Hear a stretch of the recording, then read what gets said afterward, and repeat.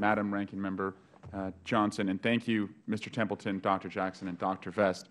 We've talked a lot about startups today, and I am a startup member of Congress, having just arrived here. And I came to Congress wanting to support the innovation agenda. And as a freshman and a new member in Congress and a new member to this committee, I am encouraged that our first hearing is on research and development. I represent California's East Bay, where people understand that to do big things, you have to take big risks. And I'm excited to be on this committee because I truly do believe in science, and I believe in what science can do. And as our ranking member mentioned, the number of innovations that have come out of the Federal Government's role in science is very important to me. And I wanted to talk to you a little bit about Ms. Jackson and her testimony about collaboration between government and business, and also Mr. Templeton discussed good examples of public R&D partnerships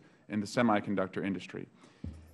In Livermore, California, we have what's called iGate, Innovation for Green Advanced Transportation Excellence. It's a regional public-private partnership designed to support small businesses and maximize the economic potential of green transportation and clean energy technologies. It's a partnership with the cities in the surrounding communities, Sandia and Lawrence Livermore National Laboratories, and also the University of California, the Berkeley and Davis campuses. And so my question is, we are just starting to see this project get off the ground. But as you can imagine, one of the biggest challenges is access to capital, to have an incubator type setting where you can have small startups, medium-sized startups come in and do the work that they need to do to create local made-in-America jobs. And so I have a couple questions. One, is there still a role for the Federal Government to play? Because I believe you need a Federal partner if you're ever going to activate a region like that.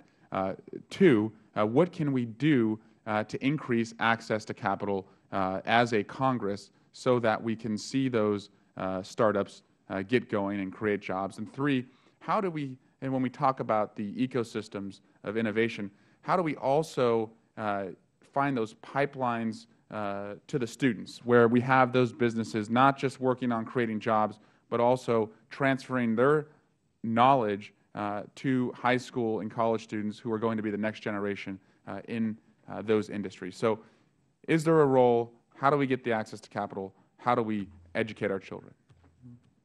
Well, if I may, and I'll try to be succinct, I would say absolutely there is a role. Now, we've talked about one element of that role having to do with support for basic research, support for students, both at the undergraduate level and, importantly, where we have not talked about it, for graduate education and its linkage to research. But importantly, you mentioned energy, green energy technologies. Energy tends to be a huge kind of, there are any number of demonstration projects early in kinds of things people can do, but it's the kind of activity that requires a certain degree of activity at scale. And so that kind of infrastructural support is very important. And the Federal Government could do any number of things, but one is simply to provide a safe harbor for corporate partners to come together, not unlike Sematech, to bring them together with universities, particularly in pre-competitive research, including applied research areas, to help support shared infrastructure. And that's where smaller companies that really need to do prototyping. Some of the national labs are providing their major computational facilities to help companies with modeling and simulation to be able to improve and begin to think about how to scale what they do. So it's kind of a daisy chain, going from the fundamental research to creating the kind of safe harbors and partnerships that can allow roadmaps to be developed and people to move on along. The shared infrastructure as well. And I'm sure I've left something out, but these are some of the things that we try to do. You know, we don't have the benefit of being in Silicon Valley. We're in upstate New York, and so we don't have a big national lab. So the state has stepped in and done a lot of things, and then the universities themselves have come together. Thank you. Great. Thank you.